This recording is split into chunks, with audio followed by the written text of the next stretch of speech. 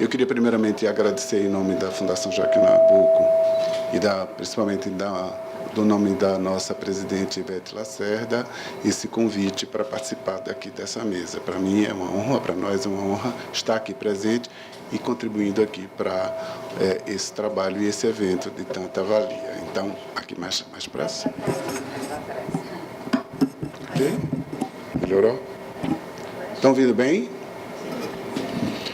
Bom, queria cumprimentar também alguns colegas meus do IFAM, tá? Eu sou oriundo do IFAM, trabalho no IFAM, quer dizer, sou servidor do IFAM e hoje estou representando a coordenação do Museu do Homem do Nordeste no Ministério da Educação, né, do Ministério da Educação, Fundação Joaquim Nabuco, mais meus 35 anos de IFAM ainda carrego e tenho vários colegas e alguns colegas meus aqui que cumprimentam. E o nosso ex-presidente, professor Arantes, que foi o presidente do IFAM por 2 anos, eu acho, 2 anos, e que eu participei na época com ele, ajudando Pernambuco a fiscalizar e trabalhar em prol do patrimônio. Então, é um prazer estar aqui também e vendo esses nossos colegas, né? Parabenizar ao professor Arantes por a belíssima exposição colocada em cima, então instalada em cima, e a Artesol. Queria agradecer também a Artesol e a Jo pela organização dessa exposição, tá? Bom, eu vou tentar então falar um pouco sobre a contribuição do Museu do Homem do Nordeste na questão do artesanato. Tá? É um históricozinho de coisa mais institucional, mas gostaria que vocês apresentem o grande trabalho que a gente faz e sempre fez nessa. A gente vai fazer 40 anos no próximo ano, a Fundação Joaquim Nabuco vai fazer 70 anos no ano que vem, e a gente está no ano de comemorações do 40 e 70 anos. Tá? Então, vamos lá. Bom, sou eu, né? Tá, sou aqui. Tem muitas fotos, tá? Mas eu queria primeiramente falar sobre a musealização do artesanato, tá? Falando um pouco sobre a questão legal, o marco legal, os marcos legais que levam isso. A Constituição Federal de 1988, né, já define o que é patrimônio, e aí eu considero nesse contexto, então, a produção do artesanato também é patrimônio nacional e é patrimônio. Por exemplo, o Vitalino está em quase todos os museus, principalmente da arte popular. O Estatuto de Museus também define muito bem museus, né? E logo os museus podem abrigar as coleções artesanais. Inclusive, é importantíssimo isso para que a gente possa divulgar, valorizar o nosso artesanato e a nossa arte popular. O Estatuto de Museus, também no artigo 5, consideram bens culturais, define o que é bens culturais. O artesanato é um bem musealizável. Mostra aí, J. Borges, alguns exemplos. O Estatuto de Museus, no artigo 5, são princípios fundamentais, a valorização e a preservação do patrimônio cultural. Então, logo o artesanato deve ser valorizado nos museus.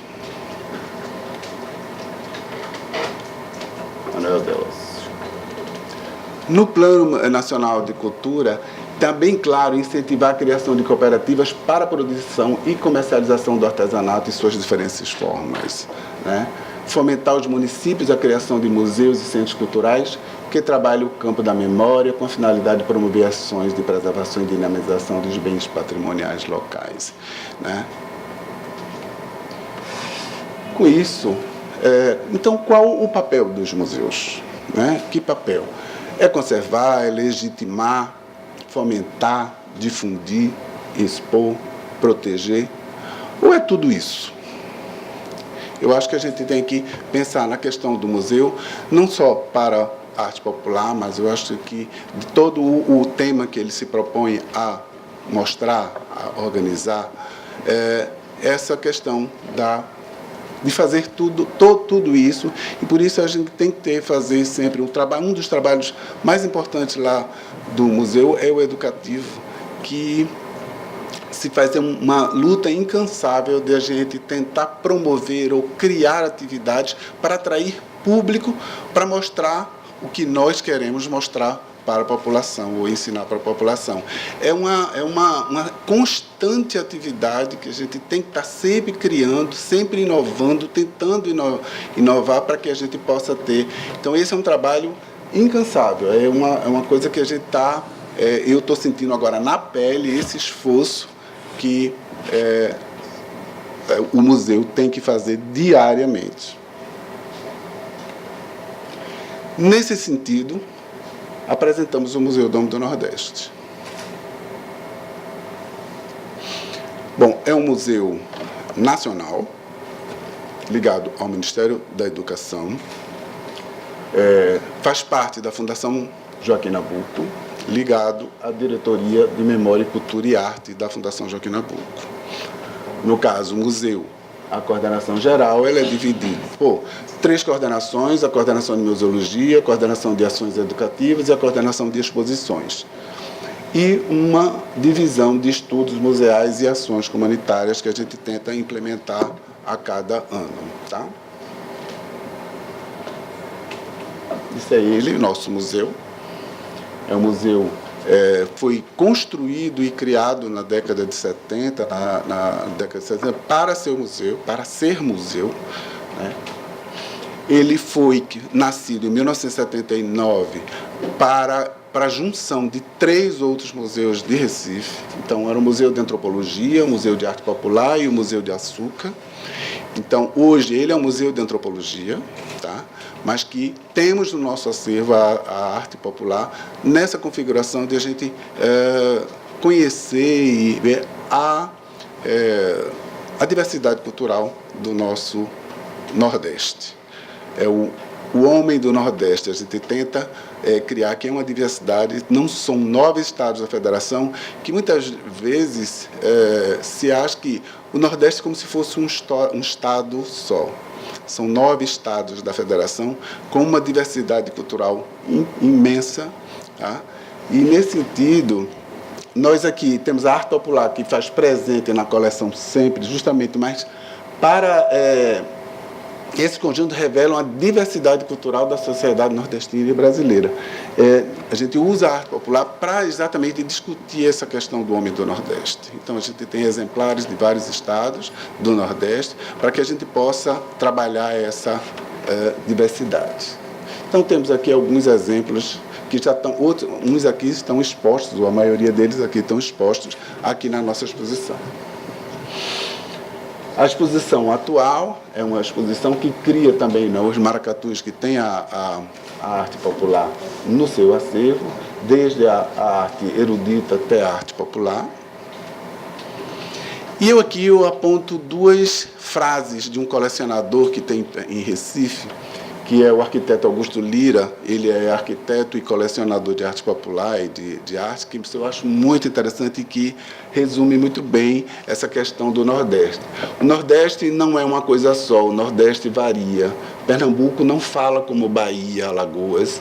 Alagoas não fala como Piauí. Cada estado tem seu sotaque, entende? Tem artistas que inventam uma língua só dele. Todos falam a língua da região, mas são inconfundíveis. Tá? Então, essa é uma frase que eu admiro bastante pelo meio de Carlos.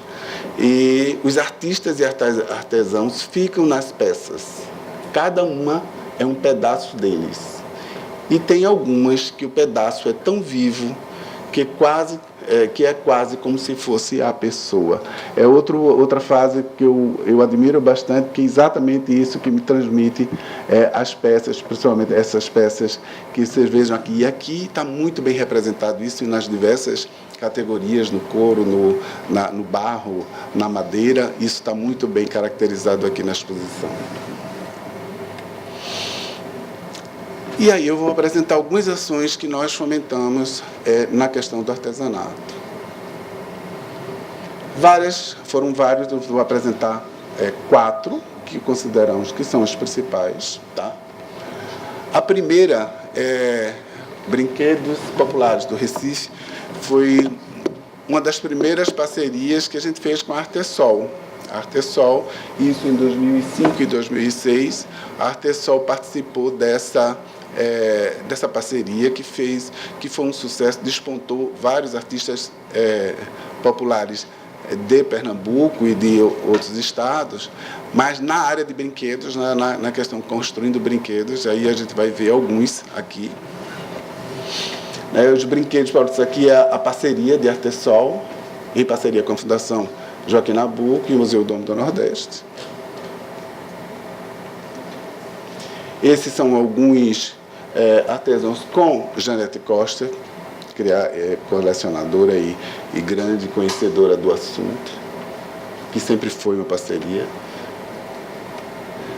Então, teve várias oficinas, primeiramente. A ideia é não só difundir, divulgar, mas também incentivar a criação de brinquedos populares. Isso, a escola eram jovens carentes, de baixa renda, principalmente escolhidos em escolas públicas, né? Eles teriam que estar atuando na escola para poder participar. Então, fazíamos uma seleção e aí criávamos e os mestres fariam essas oficinas, em cada um na sua categoria. Então, trabalhamos com madeira, trabalhávamos também com uma feira. No final, tinha uma feira com venda desses brinquedos populares, né? E aí alguns mestres, o mestre Saúba, com seus brinquedos. O mestre Cunha, inclusive tem peças aqui dele expostas, né? O mestre Cunha, com essa coisa dos aviõezinhos com cara de bicho, uma coisa bem interessante, as peças dele. Ele foi um dos que mais se despontou a partir dessa oficina, a partir desse projeto. Mestre Adício, Cocota, que aí veio uma coisa do Roy, esses brinquedos bem mais conhecidos, né? Del e Neide e outros. Um outro programa que a gente fez já em 2003 e 2004, começou esse como Faço Arte, era um grupo chamado Faço Arte, e que depois foi feito um programa chamado Faço Arte no Museu. E então um dos museus era exatamente o Museu do Domo do Nordeste, e que na realidade era trabalhar várias para jovens também, mas no caso já numa área de formação. A início foi 10 minutos, tá? Mas eu acho que a gente vai chegar no tempo. Então você tem uma ficha técnica, era o Museu, o Domo do Nordeste, Fundação Joaquim Nabuco, o Grupo Faço Arte, né? Esse aqui é a ficha técnica. O objetivo era preparar o público para a compreensão da arte, da cultura e possibilitar às crianças e aos jovens. Aí ele atendia jovens e crianças a partir de 12 anos e até crianças de 16 a 17 anos, jovens nessa faixa. Então, foi um programa bastante interessante, foi feito no próprio Museu do Nordeste, né? Você tem aí quantidade de crianças, houve uma movimentação muito grande em Recife para esse evento muito bem aceito pela sociedade, pela comunidade, né? Trabalhando serigrafia e trabalhavam pintura mural, era bem interessante a forma de ser. E que esse programa se despontou num outro programa de formação chamado O Jovem Artesão, que é um programa bem maior, nesse caso com 2 anos de duração, né? E tivemos 5 oficinas, 5 cursos, nesse caso, cada um, 3 cursos foram feitos no museu e um curso foi feito na cidade de Araçoiaba, que é lá na região metropolitana de Pernambuco, onde a gente trabalhou a comunidade de Araçoiaba, dessa cidade, que tinha um IDH baixíssimo na época, na região, um dos mais baixos da região metropolitana. Então, ele visava a criação de uma rede de núcleos para a iniciação profissional de jovens no setor da artesania. Tá? trabalhava jovens de 15 a 21 anos, matriculados na rede pública do ensino também. Era promover a formação profissional, já tinha um caráter mais profissionalizante no sentido, inclusive tínhamos aulas de psicologia, tinha aulas também de empreendedorismo, tinha uma várias, porque a questão era não só incentivar, mas também trabalhar o artesanato de forma mais em rede. Então você tinha aí os módulos, 5 módulos, né? E você tinha os módulos que fez de diversas formas, a cerâmica, da mesma forma. A biojoias, eles trabalharam muito com biojoias, né? Trabalhou instrumentos musicais, então teve um módulo de instrumentos musicais. Trabalhou também a serigrafia, né? Essa daí, um dos produtos da parte de oficinas, sempre aí em diversos suportes, né?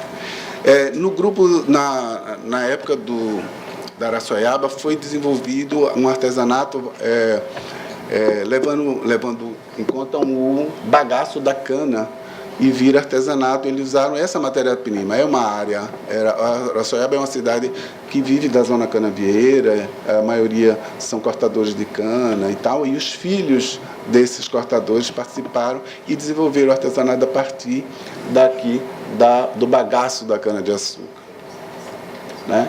Então você tinha aí as fibras e ele aí formando, né, objetos, flores e tudo, a partir desse material, dessa matéria-prima. Tínhamos a FENEARTE, vocês devem conhecer a FENEARTE, que é uma das maiores feiras de artesanato do Brasil, e a gente sempre montava um stand para divulgar não só o produto e vender o produto que era produzido nessas oficinas. Aí a FENEARTE. Teve um módulo de moda, que foi um módulo de Casa Amarela, Morro da Conceição, mais precisamente no Morro da Conceição, que fica no bairro, que é na periferia de Recife. E aí teve um módulo de design e de moda, fazendo desfiles, inclusive, no meio da rua, era bem interessante. E um dos últimos módulos foi com o Sérgio Matos, que desenvolveu um trabalho belíssimo, ele chamou o desenvolvimento daquele módulo grades. E a partir das grades ele trabalhou diversos padrões, veja aqui, peças maravilhosas, coloridas, né, que era um módulo chamado Projeto Grades. E mais recentemente, isso ficou até 2013, mais recentemente em 2018, agora em maio, foi feito então o projeto Mestre dos Saberes, trabalhando basicamente com, eu não sei se vocês conhecem, tem um programa no Estado que chama Patrimônio Vivos, né? E esses detentores desses patrimônios vivos, eles participaram efetivamente das oficinas e foram os instrutores, trabalhando com crianças e jovens também, mas trabalhando a arte dele em si, fazendo um multiplicador desse todo, que é outro trabalho que foi desenvolvido com muito êxito, muito interessante, com oficinas. Nós montamos exposições, feiras e oficinas durante 3 meses, intensamente, tá? Foi um curso mais curto, né? Um curso mais curto, mas de grande efeito para o nosso museu, no sentido. Então, foi em 2018, de 15 a 21 anos são matriculados também na rede, sempre esse público. O projeto propôs ainda, ao fim do curso, uma exposição e feira. Aí mostra aí os mestres, no caso do Patrimônio Vivo, que era um deles, com as suas oficinas, com as oficinas de barro de vários suportes, cada um na sua categoria, cada um mestre do Patrimônio Vivo com a sua configuração, e aí as oficinas eram montadas a partir daquele mestre, né, trabalhando a carranca, a palha, trabalhando também com crianças. As exposições, nesse caso aí, são as máscaras, a partir das máscaras do Papangu, lá em Bezerros, que é uma cidade lá de Pernambuco. A exposição, isso numa sala lá do Museu do Homem do Nordeste, é uma exposição temporária. Esse é o mestre Cunha, ele participou do curso do Brinquedos, com a parceria com a Artesol, em 2005 e 2006. E ele foi um dos grandes mestres de brinquedos, né? E criou sua marca. E ele fala aí nessa reportagem, infelizmente não está podendo lá mostrar o som, não só como é que ele começou a fazer umas canetas e que vendeu para uns franceses, e daí ele despertou, olha, isso dá certo e tal. E aí ele foi buscar, resolveu, mas ele não queria fazer alguma coisa muito repetitiva ou copiada, e que uma coisa dele.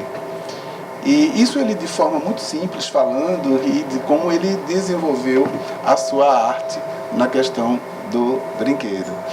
Então ele buscou então o Museu do Homem do Nordeste, e que foi o Museu do Homem do Nordeste um dos que mais ajudaram ele a se despontar. Então nós convidamos para ele participar desse curso, né, dessas oficinas. Eles colocamos as peças dele na FENEARTE, e daí ele se despontou. E o nosso educativo disse, eu sei como é que eu posso ajudar. Uma pessoa lá da fundação, então coordenadora de ações educativas, levou ele para São Paulo, e lá ele se projetou no mercado. Então, de forma muito simples, ele fala como o Museu do Homem do Nordeste ajudou e incentivou a ele a crescer, e hoje ele é um dos vive dessa profissão. Então isso para mim é uma questão bastante clara de como o museu pode ajudar. Eu acho que o museu não é um local de guardar peças ou de mostrar só peça, mas eu acho que a gente tem que ter uma função social, inclusive de passar para a população, né, e fazer um espaço de inclusão, inclusive. Eu acho que a gente tem que criar essas oficinas.